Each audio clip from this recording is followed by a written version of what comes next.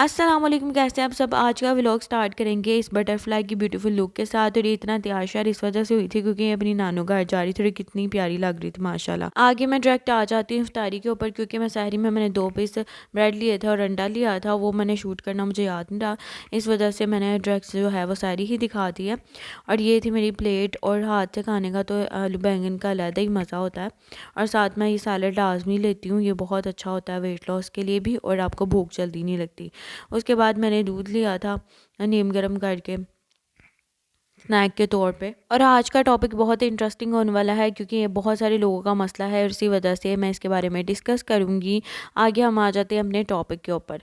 अब बहुत सारे लोग ऐसे हैं जो कि खाना खाते ही उनके फीसिस जो है वो फ़ौरन से पास हो जाता है उनका आफ्टर मील लेने के बाद, ठीक है। पर वो से समझ रहे होते हैं कि हमारा डाइजेस्टिव सिस्टम जो है वो बहुत ज़्यादा फास्ट है, हालांकि ऐसा बिल्कुल भी नहीं होता।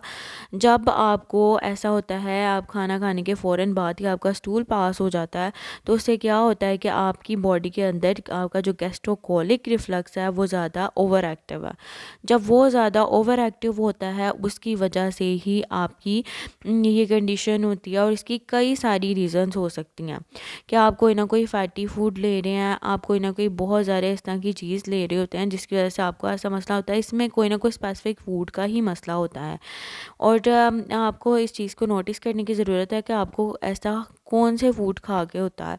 और बाज़ औक़ात आपको ज़्यादा जो है ऑयली फूड खाने से ऐसा होता है। इसकी जो बड़ी वजह ये भी हो सकती है कि आपको किसी ना किसी फूड से एलर्जी हो या आपको कोई ना कोई फूड इंटॉलरेंस हो। फूड इंटॉलरेंस का मतलब ये होता है कि आपकी कोई ना कोई फूड ऐसा स्पेसिफिक होता है जिसे आपकी इंटेस्टाइन डाइजेस्ट नहीं कर पाती क्योंकि उसके अंदर वो एंजाइम एब्सेंट होता है। और ये बहुत से लोगों को ये मसला होता है, लेकिन ऐसा बिल्कुल भी नहीं है कि उन्हें हर फूड से ही इंटॉलरेंस होती है। आपने इस चीज़ का भी ध्यान रखना है। अब ये होता क्यों है कि जब आप खाना खाते हैं और जब वो आपकी स्टमक की वाल के साथ जाके टकराता है तो आपके स्टमक से काफ़ी हार्मोन्स जो हैं वो रिलीज़ होते हैं। वो हार्मोन जब ज़्यादा अमाउंट में रिलीज़ होते हैं जिसकी वजह से आपका गैस्ट्रोकोलिक यानी कि जो आपकी जो कोलोन है, लार्जेस्ट इंटेस्टाइन का जो है सबसे लार्जेस्ट पार्ट है, वो उसके अंदर आपका डाइजेस्ट हुआ हुआ फूड स्मॉल इंटेस्टाइन से उसके अंदर पास होता है। और जिस जो कि सिर्फ आपकी वाटर की और कुछ सॉल्ट्स की एब्जॉर्प्शन करता है दोबारा से।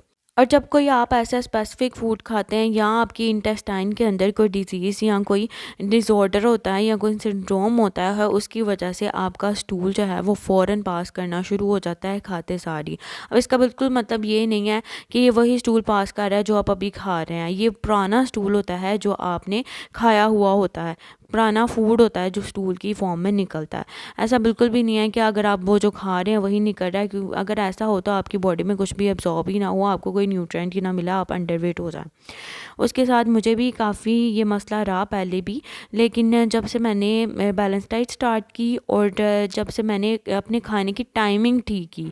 टाइमिंग बहुत ज़्यादा मैटर करती है कि आप किस टाइम खाना खा रहे हैं। जब मैंने अपने खाने के अंदर हर खाने के अंदर 2 घंटे का डिस्टेंस रखा और अपने पोर्शन साइज़ में खाया तो मेरी ये कंडीशन जो है वो उसी वक्त हल हो गई। और उसके बाद मुझे इस तरह का कोई मसला नहीं हुआ। और सबसे ज़्यादा जो है जब आप खाने की क्वालिटी अच्छी करते हैं, यानी कि मैंने खाने के अंदर जब फ्रूट्स लेना शुरू किए और जब फाइबर लेना शुरू किया। अब मुझे इंटॉलरेंस है, मुझे खीरे से इंटॉलरेंस है, क्यूकम्बर से इंटॉलरेंस है, क्योंकि जब भी मैं वो खाती हूँ मुझे वॉमिट आ जाती है।